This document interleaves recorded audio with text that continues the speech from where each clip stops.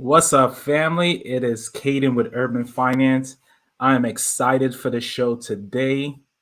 And just a little background, on the fourth Thursday of every month, I will be bringing on a different professional to bring exposure to different career fields, hopefully to open a window into a potential career for anyone that is deciding on a career or looking to make a transition in their career.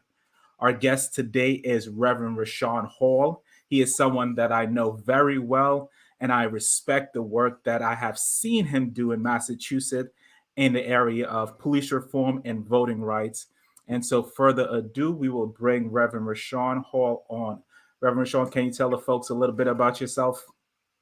Sure. First of all, thanks for having me on, Rev. It's good to see you. Again, my name is Rahsaan Hall. I'm the ordained reverend in the AME Church. I am also the principal and founder of Rahsaan Hall Consulting. I do policy and criminal legal system reform advocacy and consulting. And I'm also a candidate for Plymouth County District Attorney here in Plymouth County, Massachusetts. And so I've been an attorney for well over 20 years. My last job prior to starting my own consulting business was with the American Civil Liberties Union of Massachusetts, where I was the Racial Justice Program Director. Prior to that, I was the Deputy Director of the Lawyers Committee for Civil Rights and Economic Justice. And before that, I was a prosecutor, an assistant district attorney in the Suffolk County District Attorney's Office, which is Boston, Chelsea, Revere, and Winthrop.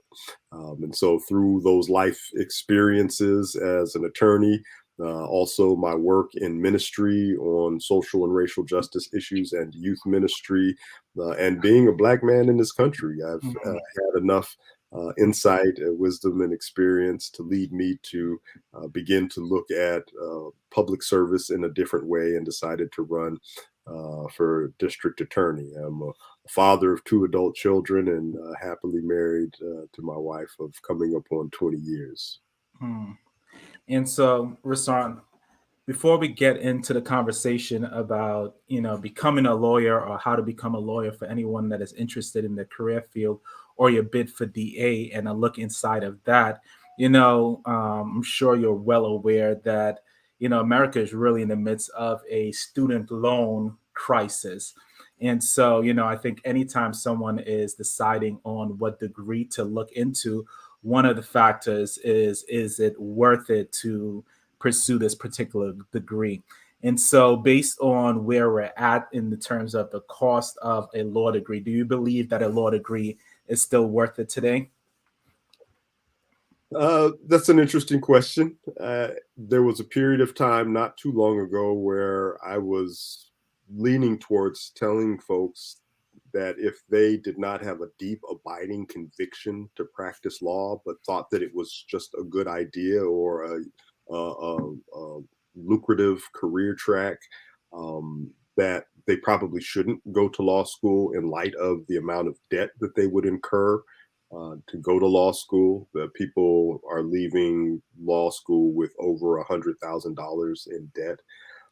But in the aftermath of the Trump presidency, we saw the federal courts being packed with right-wing conservative justices or judges who did not have a breadth of experience or perspective that would work to benefit communities of color, people who have historically been disenfranchised and marginalized. And so I've begun to lean more towards telling people that we need to fill the pipeline so Mm, when positions become available for the federal judiciary, but also at the state level, that there is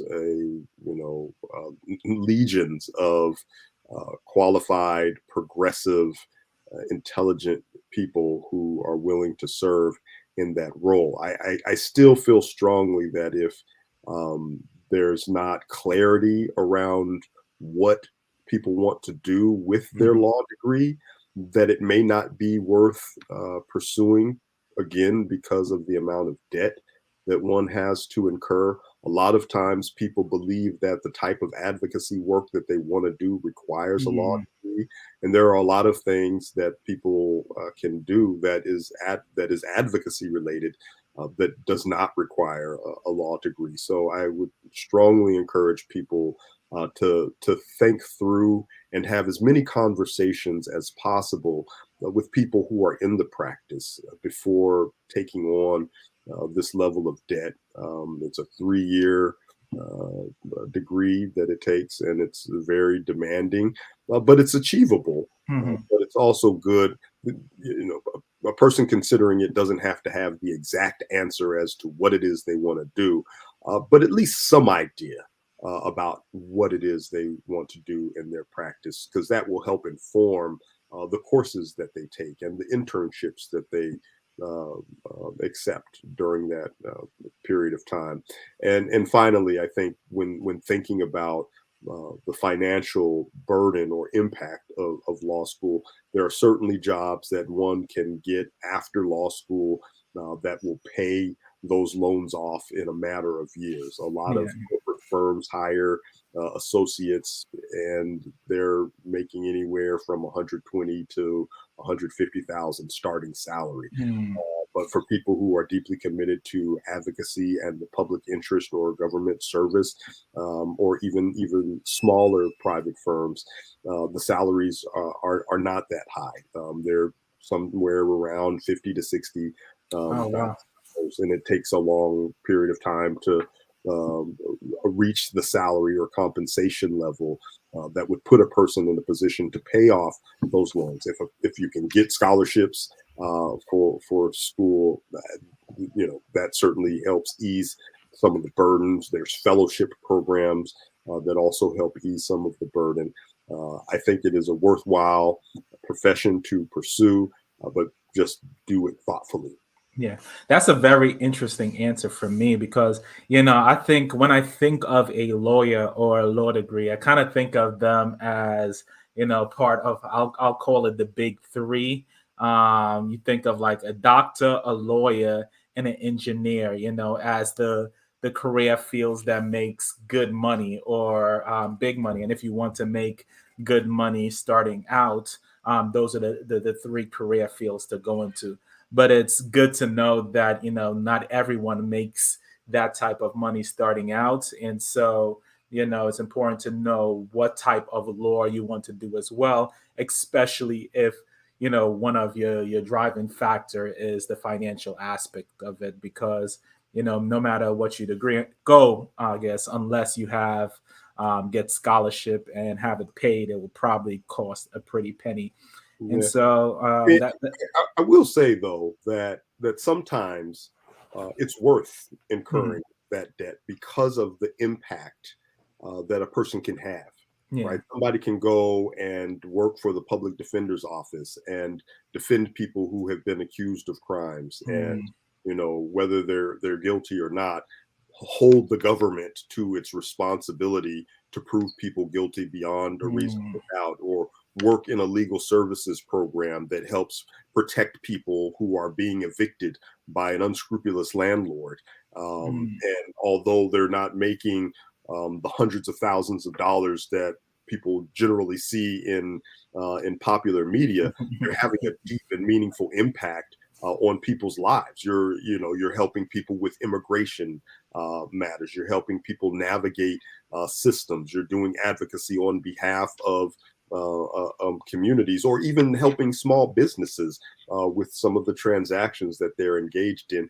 And I think another thing that's important to remember is just because a person doesn't start out Mm. making those six figures, one, it's just like there are a lot of other things that are important Yeah, yeah. besides money. But then two, those early experiences lay the foundation and a groundwork for a future career. You know, where I ended up in my career was a very long way from where I started off, and a very big difference between Yeah, the salaries. You know, yeah. so but it was those early experiences that put me in the position to be Mm. able to command the salary that I command and do the work that I have done and pursue the elected office that I'm pursuing. Yeah. And so why did you become a lawyer? Why did you choose that career field or that path? Yeah, unlike many, it wasn't one of those things where I always wanted to be a lawyer. When I Mm. went to school in undergrad, I went to the Ohio State University. I was planning on being an architecture major, Mm. and because I struggled with some of the courses in architecture and math, I decided to look at other options. And my father at the time was a professor at Northeastern Law School, and he suggested thinking about changing undergraduate majors to political science or sociology. That way, I could graduate sooner and go to law school. And part of the sales pitch to me was you could come out making more money in less time. And so that's what I did. I changed to political science and went to law school. Didn't have an accurate depiction of what the practice of law was, even though my father was a lawyer and a law professor. Didn't have an appreciation for what it is I actually wanted to do. And Hmm. so when I first went to law school, my the most meaningful reference point for me was the Tom Cruise movie, The Firm, where he Mm. graduated the top of his Harvard Law School class and went to some big corporate law firm and was, helping rich people stay rich by, finding loopholes in the tax code. And I was like, that's what I want to do. I want You to won't go happen to have any you can share with me, right? yeah, no, unfortunately not. I didn't stick out that tax law dream, and certainly didn't end up going to a corporate law firm that was representing organized crime families. But part of me going to Northeastern Law School really exposed me to people and issues that I was aware of and that were important to me, but I just really hadn't thought critically about the way the law impacts those issues. I was going to law school at the time of the OJ Simpson trial, and the whole Mm. conversation about racism in the American legal system, particularly in the criminal legal system, was something that was very prevalent in the discourse of our law school classes, and going to panel discussions with lawyers who were actually practicing and talking about the intersection of civil rights and the criminal legal system. That Mm. really compelled me to refocus my efforts and commit myself to becoming, a criminal defense attorney and ultimately a judge. That didn't ultimately end up what I was, Yeah, yeah. or that didn't, that's not what I ended up doing. But I had some of those experiences, not being a judge, but working in the criminal legal system and Mhm. doing civil rights work. Awesome. And so if you're watching live, feel free to say what's up, say hi in the comment section. Let me know that you're watching. As always, go ahead and smash that like button for the YouTube algorithm. And if you have any questions for Rahsaan at all, just let us know in the comment section. And so you chose political science in undergraduate. Do you think that's one of the best, I guess, fields to focus on, whether you're in high school or undergrad, if you're going to law school, or is there better fields, I guess, to what would you recommend someone studies if they want to go to law school? I recommend people study whatever it is they're interested in. Mm. The beauty of law school is that there is not a prerequisite major. Of Mm.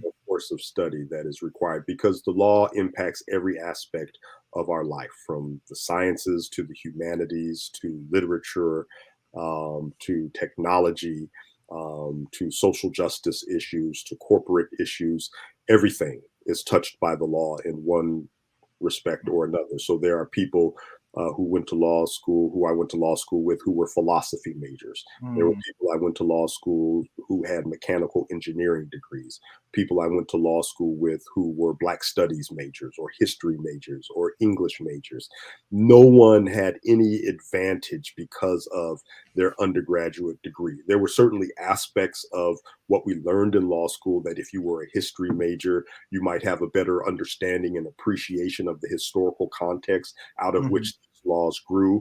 If there were some people who had criminal justice majors, they might have excelled in the criminal law classes, but there are some people who were business majors who excelled in corporations. And, it really didn't matter what people's underlying or undergraduate degrees were. I think the key things for success in law school are critical thinking skills, analytical skills, and being a strong writer. And I Mm, think that's a place where a lot of people struggle. Having a strong foundation in grammar mm, is really helpful because there's a lot of what lawyers do in many instances is writing, and so yeah. the ability to write clearly, well organized, and succinctly is really going to be effective. I think people are scared away from the practice of law because they'll look at a contract and see this really verbose, robust, confusing language. That's not good lawyering. Because good lawyering should be clear and concise. But the way that the law is practiced and is taught, sometimes that bad writing gets into the law. But people Mhm. who are really effective and successful are people who can think critically and clearly and write well. Awesome, awesome. And so, can you talk about your particular career trajectory um, in the field of law, or the career path you decided to take? I know you touched on it a little earlier. Sure. Yeah, I can share a few more details about that path. When I was again in law school, I had this plan. I saw the OJ Simpson trial and saw Johnny Cochran, and I said, "That's what I want to do. I want to be the next Johnny Cochran." And so I took as many criminal law and criminal procedure classes that I could take. I did internships, or at Northeastern they were called co-ops, with the Lawyers Committee for Civil Rights and with the Committee for Public Counsel Service, the Public Defender's Office. And my first job out of law school was with the Dade County Public Defender's Office Mm, and down in Florida. And, for personal reasons, I came back to Massachusetts. And when I was looking for work, the district attorney at the time in Suffolk County was Ralph Martin, who was a Black man and, a friend of my father's. And, be, and as I was looking for work, Ralph Martin called my dad and said, "I hear your son's in town and is looking for work. Do you think he would want to come and work for the DA's office?" And, mm. my father, knowing my disposition at the time and worldview, it's like I had a clear opposition to wanting to work for the man. Yeah, Um, yeah, yeah, but my father told him like, "Yeah, probably not, but I'm going to send him to you because he needs a job." yeah. Uh, and so and I had a meeting with Ralph Martin, and I expressed my concern about being a Black man in this position, sending other Black men to jail. And Mm, the thing that he said to me that resonated, that I knew, but I hadn't really appreciated as much, was that the people in the communities that are victims of crime and the people who live in the communities that are beset by violence deserve to have somebody that looks like them mm, representing them as the state, as the Commonwealth, mm, to bring their interests into the courtroom, and that gave me a different perspective on the work, and so so I went through the interview process and got hired. And was at the district attorney's office for 8 years. I started out in Dorchester District Court, handling everything from traffic offenses to domestic violence cases to fights down the street. to drug sales and shootings. Uh, Mhm. then I got promoted to Superior Court, where I handled more serious cases. I was initially the point prosecutor for the Upham's Corner Safe Neighborhood Initiative, where I was handling more gun and gang and drug cases. And after a couple of years of doing that, I was promoted to the senior trial team, where I handled homicide and attempted murder cases. Uh, Mm. so over that 8-year period of time, I did a lot of work in community, engaging with student groups and going to talk to students at local schools throughout Boston, working with community organizations. When I was in Upham's Corner, we helped develop a coordinated community meeting where we were developing a public safety agenda. And it was through those experiences that kept me rooted in community, in addition to my ties to my church. At the time, I still am a member of St. Paul AME Church in Cambridge, and Mhm. was involved in various ministries, including youth ministry. And I saw people who were both uh, victims of crime and victims of the system.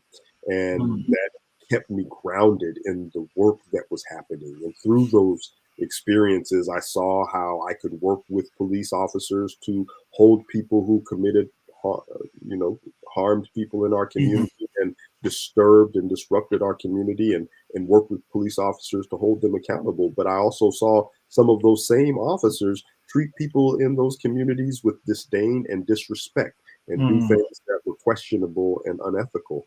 And so that helped form my perspective. After 8 years at the DA's office, I had an opportunity to go work at one of the places where I interned, the Lawyers Committee for Civil Rights, and started out as a staff attorney handling police misconduct and public accommodations cases and employment discrimination matters. Started getting involved in some policy advocacy and community advocacy, and handled some voting rights cases. Eventually became the deputy director of the organization, and that work got me more engaged with community advocacy efforts around criminal law reform and policing reform initiatives and voting rights efforts, becoming more of a spokesperson for the organization, dealing with education matters as well. And after about 7 years, I had a very unique opportunity to go and work for the ACLU as the Yeah. director of their racial justice program. And through that work, I think it was an extension of some of the things that I was doing at the Lawyers Committee, or Lawyers for Civil Rights, as they're now called. But looking at a lot of police reform and criminal legal system reform. One of the things that I'm most proud of from my time there was running a public education campaign called What a Difference a DA Makes. Mm. Because I had experienced as a prosecutor the impact that DAs had on people's lives. In my advocacy at the ACLU, I saw how it was the district attorneys who opposed legislative reforms that were evidence based, that would have had an impact on mass incarceration, but they consistently opposed those. Oh wow. I saw how district attorneys stood in opposition of resolving wrongful convictions, but we knew as advocates that the rest of the public didn't understand the impact that DAs had on people's lives. And so we Yeah. launched this campaign to educate people about what it is DAs do. And after that work, I had enough conversations with people that I decided that it would make sense for me to actually run for DA. Yeah. And so going off that kind of line, what does a DA do, and what does it do generally? And if you could even, what does a DA do that may impact my life personally, let's say? Sure. District attorneys are some of the most powerful people in the criminal legal system that most folks don't even know about.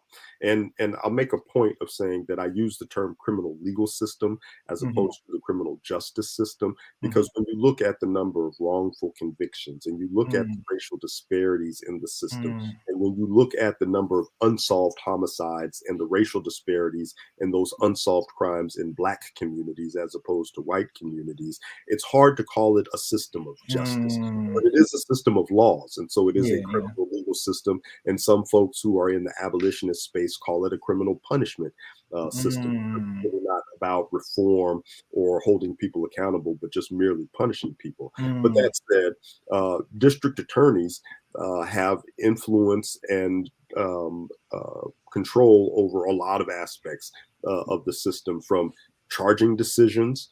They can influence how the police do their job. They don't control the police, but the decisions and policies that they have can impact what police do. Bail recommendations when somebody is charged, whether or not that person gets held, it's a decision for the judge, but the DA has a role in influencing that and making a recommendation, deciding what somebody should be charged with, deciding who gets charged is something DAs have an impact on. Sentencing recommendations, suggesting to the judge what a person's sentence should be.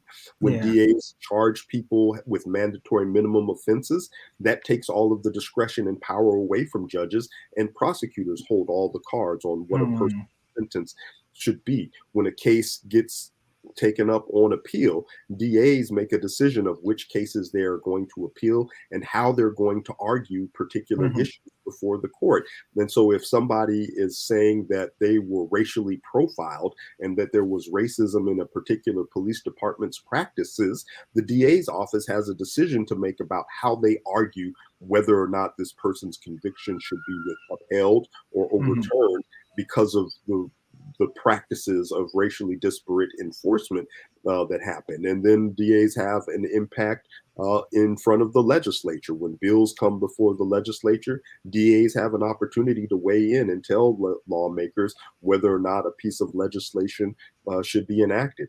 For people who are immigrants, if they are undocumented immigrants, DA's policies and practices may inform whether or not people feel comfortable coming forward, because if they're an undocumented immigrant, they may not trust the DA's office because they think if I come forward and report this crime, I'm going to be referred to ICE. And that perpetuates crime in some of our communities. The way DAs use some of the resources that they have to fund programs, they can fund programs that help people stay out of the system.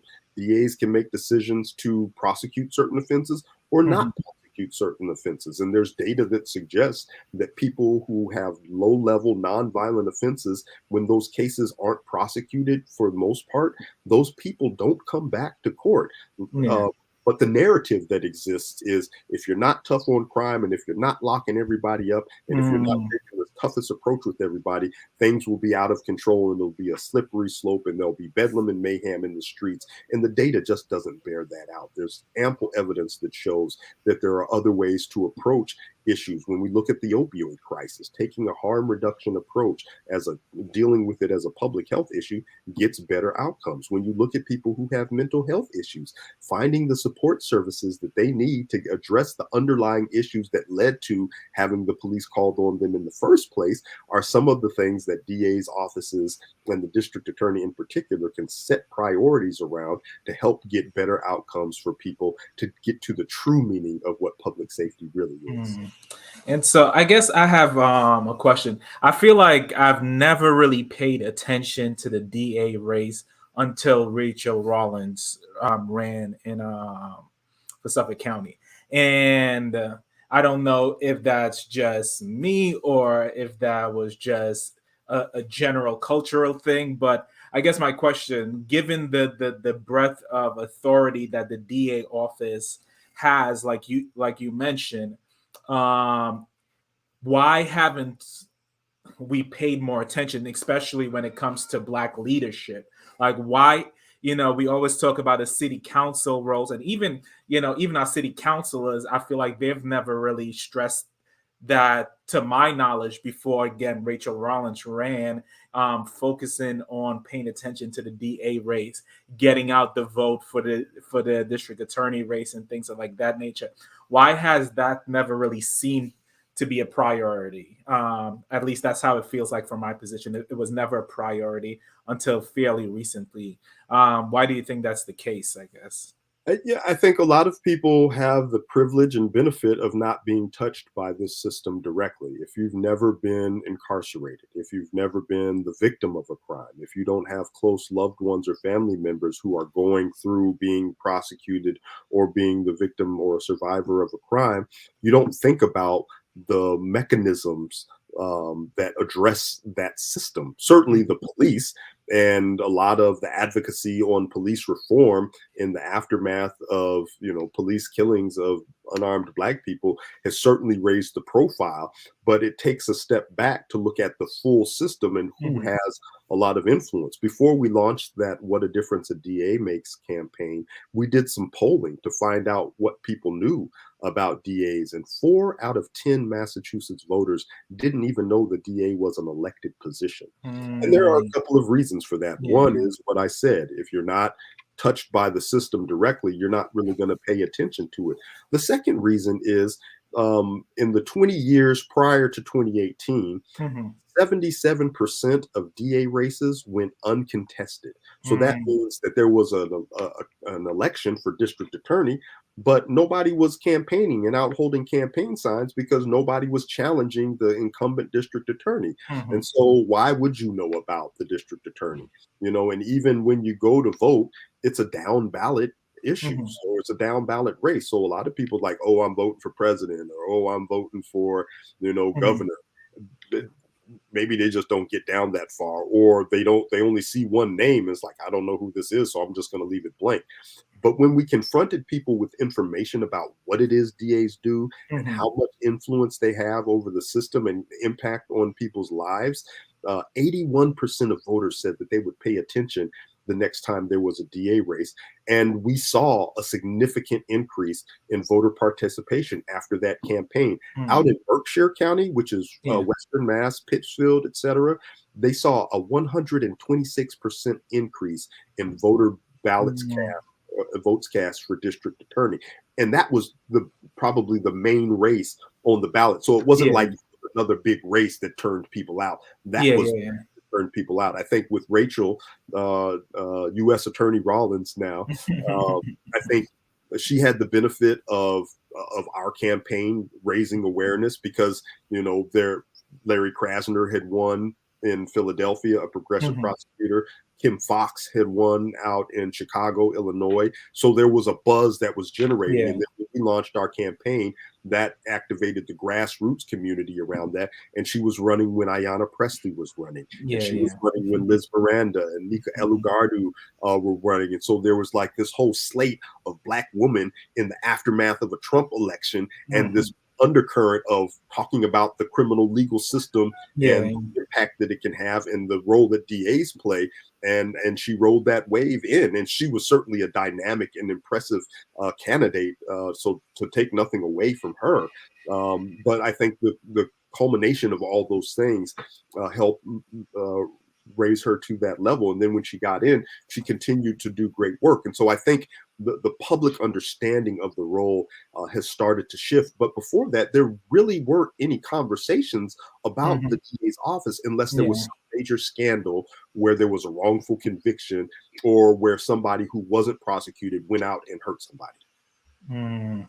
And so I guess why do you think, even why do you think the race went uncontested as well? Because I understand, okay, even if people are not paying attention to the position, right? That's one thing. But those that know, those who, let's say, are lawyers and are focused on criminal justice law, they know that, there's a DA race coming up. Why do you think people won't motivated to run? Does the DA hold a lot of power where it doesn't really make sense running?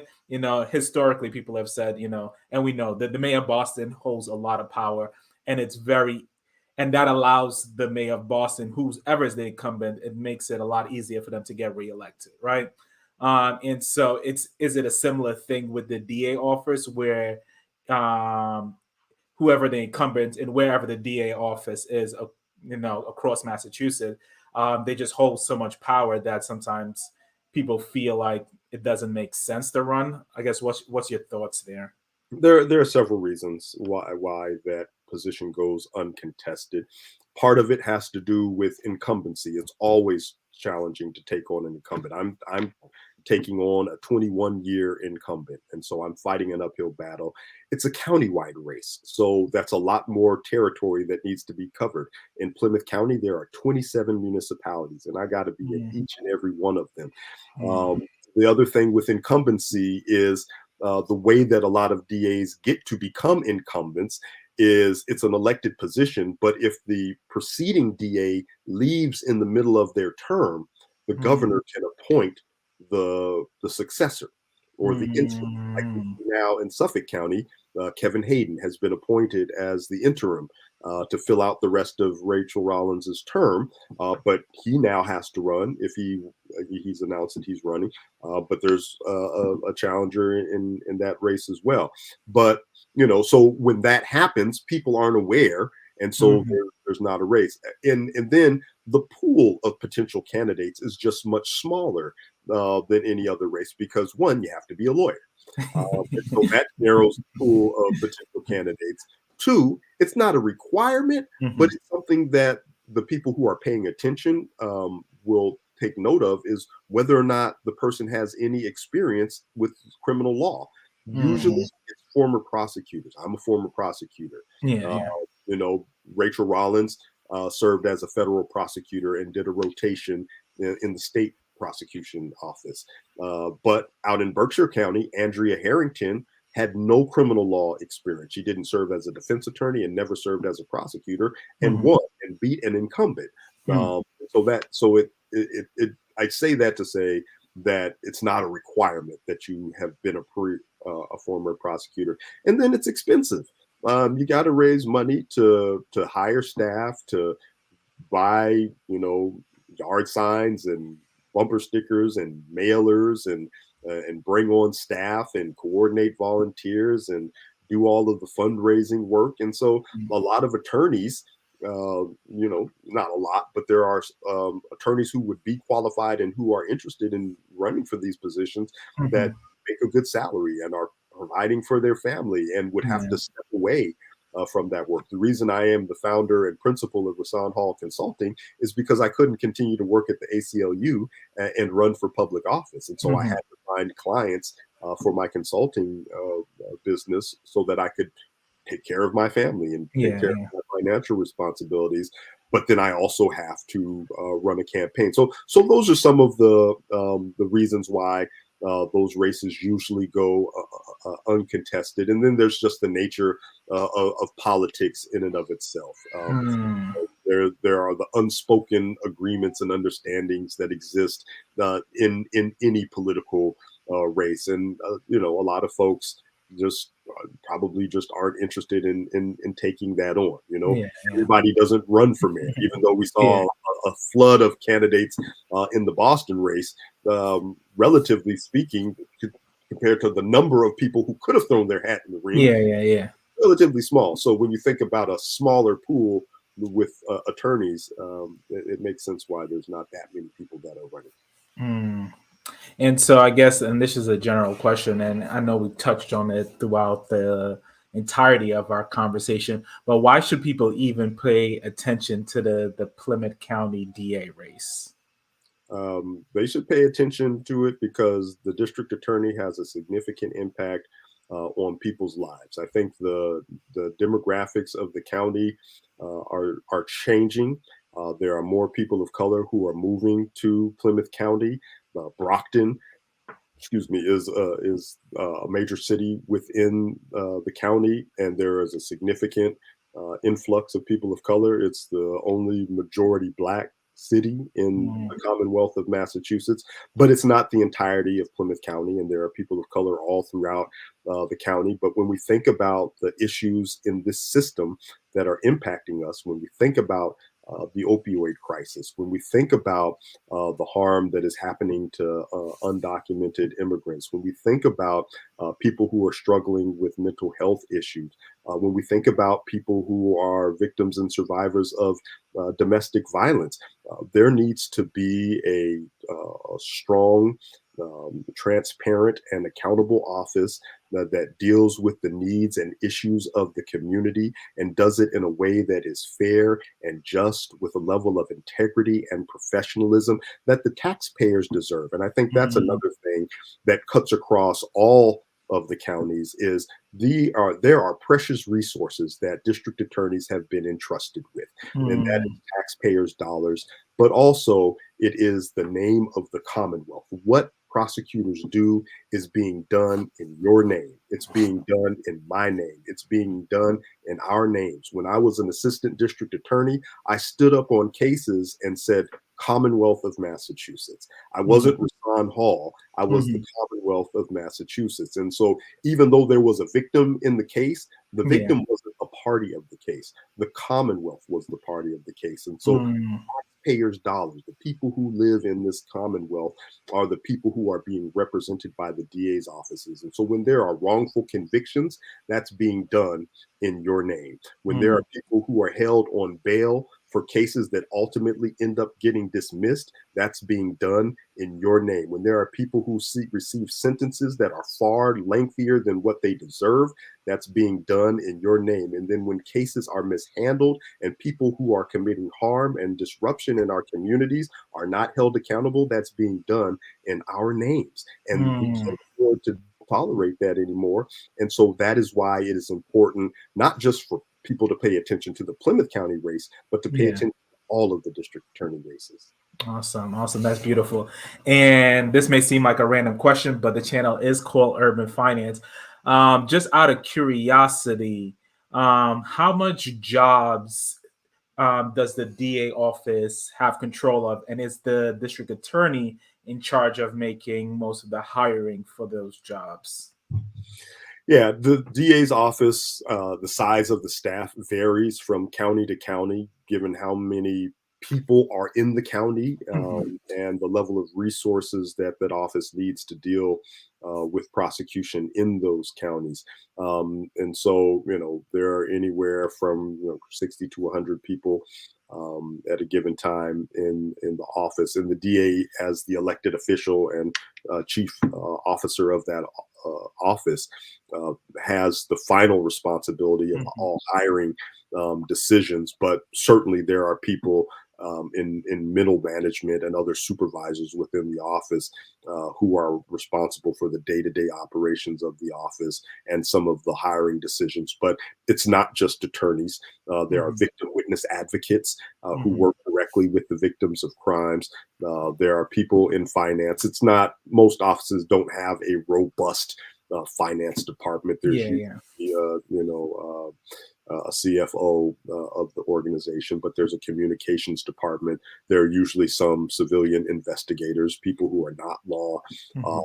enforcement, but the majority of and then other administrative staff for Yeah. the DA's office, but the majority of the staff are attorneys. Mhm. No, that's beautiful. And like I said, I always like to know, especially for elected position, because that's a part of it that is usually, for lack of a better word, kept out. I feel like it's kept out of the public eye as much. The scope of control in terms of, how many jobs fall under certain positions and how much jobs this person actually have to affect. And so, thank you for sharing that information. And so we're gonna kind of close things out. If someone wanted to support you and the work that you're doing, what's the best way that they can go about doing that? The best way to support this movement to reclaim the spirit of justice is to visit our website. It's hall, the number 4da.com. So hall4da.com. And there is a place to make donations to the campaign. There's a place to sign up to volunteer for the campaign. And there's information about me and my candidacy and the values that I bring to this position. So those are the ways to get involved and to support this work. We're building out a team. We're building out this movement to reclaim the spirit of justice. So visit hall4da.com. And if there are specific questions, feel free to email info at hallforda.com. Awesome, awesome. And I'll make sure that is also in the description for anyone that would like that information as well. And so, I guess, what are your final thoughts as we close things out for folks? Your last words, as they would say. Well, my last words are to encourage anyone who lives in Plymouth County to vote for me in November, to make a campaign contribution. And that goes to anybody, wherever you may be seeing this. It doesn't matter where you live or whether or not you are a registered voter, and to lend your support to this effort. But ultimately, and I say reclaiming the spirit of justice, I'll put on one of my other hats. And I'm reminded of the prophet Micah, who was asked, "What is it that the Lord requires of you?" And it is to do justice, love mercy, and walk humbly with our God. And I think that is something that is most important, to do justice. And that comes in many aspects, not just the prosecution of people, but how we are serving the community and helping people who are in deep need of help, and finding the ways to deal with people from a lens of restoration, transformation, and healing. So thank you for this opportunity. I really appreciate you sharing this platform and giving me an opportunity to speak to your viewers and supporters. Awesome. Thank you so much, Reverend Rahsaan Hall, for joining us today. I greatly appreciate you taking your time. And thank you for everyone that joined us on the live, whether you were on Facebook or YouTube. And like I always say, God bless you, and remember to live your best life.